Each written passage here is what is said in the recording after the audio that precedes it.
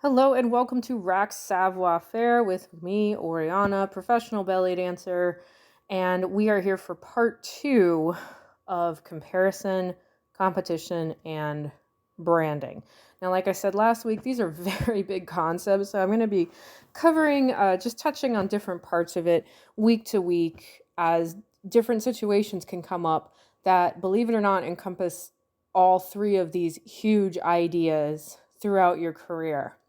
So last week I talked about what happens or what do you do? What do you say? How do you react when people compare you to something that has nothing to do with you?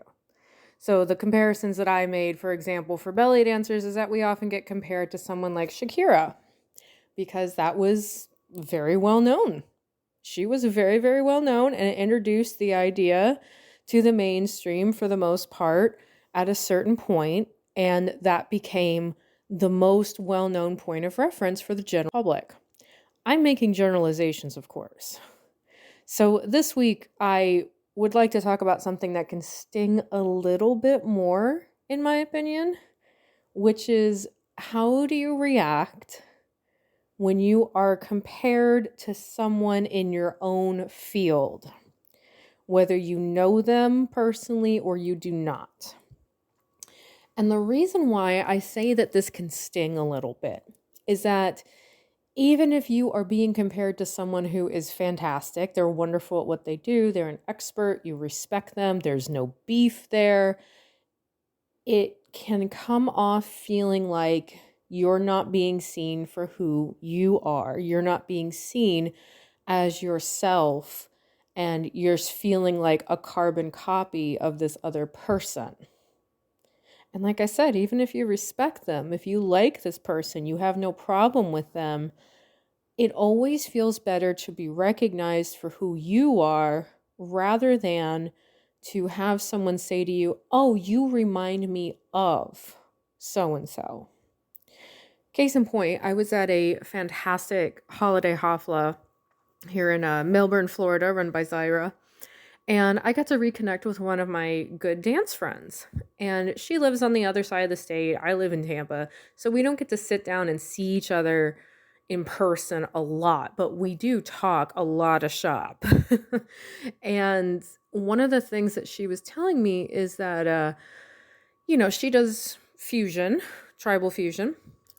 And there's not too many teachers on that part of the state. There's not too many teachers in that area where we are. So oftentimes when she introduces herself, she will be compared, or someone will bring up a teacher from, years past that was in a different area. And it was making her feel imposter syndrome central. She would introduce herself and people would say, oh, you mean like this teacher? Very well-known teacher, very well respected, someone that she herself studied with, so there's no problem there. But it made her feel like, have I not established myself? Am I now having to fill this person's shoes? Am I now in this person's shadow? That can be really uncomfortable. It can be really intimidating, and it can obviously be very triggering if you've been working hard to establish your own style and do your own thing as a teacher or a performer or whatever it is you do with your belly dance. Just like last week, though, the reason why people are going to constantly drop other people's names is that that's their point of reference. Especially the more niche you get, there might be one or two really prominent figures in your field that people are always going to be bringing up. Now, this can be somewhat dangerous because if that one or two people had wrong information or maybe weren't doing things in a great way, it can color everything else that comes after that. But that's also a different topic. Assuming that it's a positive experience, it can still leave you feeling like you are riding on their coattails. The solution out of that is to really, really sit down and really do some soul digging and dig deep on what makes you special, what makes you different. It's okay to mention that you studied with this person or that you admire this person, maybe, if that's the case. If that's not applicable to you, skip it. And really establish yourself as your own brand. You really have to think of yourself as your own independent little business and think about what makes you stand out above the rest. I'll use myself as an example. There's a gajillion Egyptian style dancers out there. I am certainly not unique in that respect. So I had to sit down. I had the help of a mentor. I asked friends. I kept thinking about things that people would tell me over the years after they saw me perform. And I formed an impression of myself. If I had to describe myself to somebody else, or my best friend was describing me as a belly dancer to someone else, what would they most likely say? And that is what begins your special recipe, your secret recipe for your branding. That's going to make you stand out, even if there are similarities to other dancers in your community. On the flip side of that, what happens if you keep getting compared to someone else and you don't like that person? You've had problems. There's been issues. You disagree with their philosophies. You don't like what they wrote on the internet. You think they're ridiculous. Oh man, awkward. I always err on the side of being polite. Anything you say or do is going to end up on Facebook tomorrow. So I always err on the side of being careful.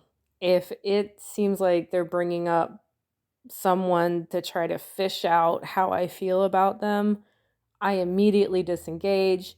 I don't know what you're talking about. There's never been a problem. Who's that again? I might need to see a picture. The name's not ringing a bell. I've really gone that far. I've really gone so far as to say, I'm sorry, who? Who do you mean? In order to avoid feeding into that. That's me, though. There are going to be times when someone brings something up. Let's say you're more on the academic side of the dance. You're more of a researcher, and someone keeps comparing you to someone whose research you do not agree with or has been proven false or is generally just not, please stop bringing that up. You know, best thing that you can do is set a boundary. Set a boundary, not a hard one, not an ultimatum, but set the boundary of, oh yes, I do know who you're talking about. However, what they put in that dissertation was later proven to be false, and my dissertation is about XYZ. And take it from there. The hard part comes if somebody keeps bringing up other people, whether you like them or not.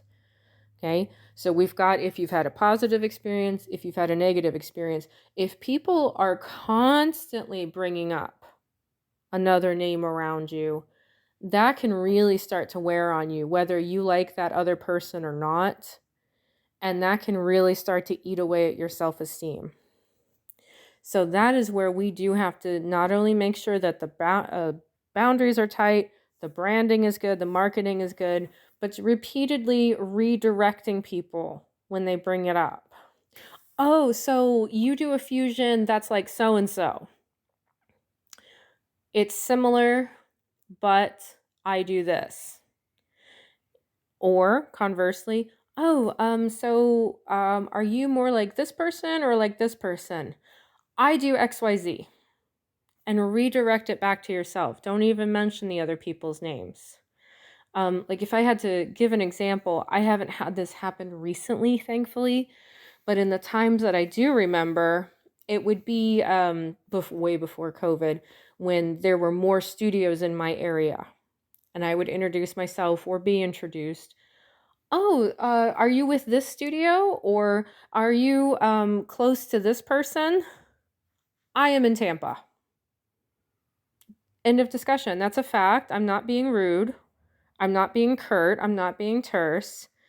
But I'm making sure that I'm establishing myself as my own independent entity, and I'm standing on my own 2 feet. If I was with a studio, I could just plainly say that. I'm with XYZ Studio. We are in Tampa. Whatever it is. It's important to gain the strength as a dancer to establish yourself as your own independent person. Most people take comparisons as compliments, or they think that they're giving a compliment. So usually it's with good intent, but don't let it get to your head. Don't let it eat away with you that you are in somebody else's shadow, no matter what.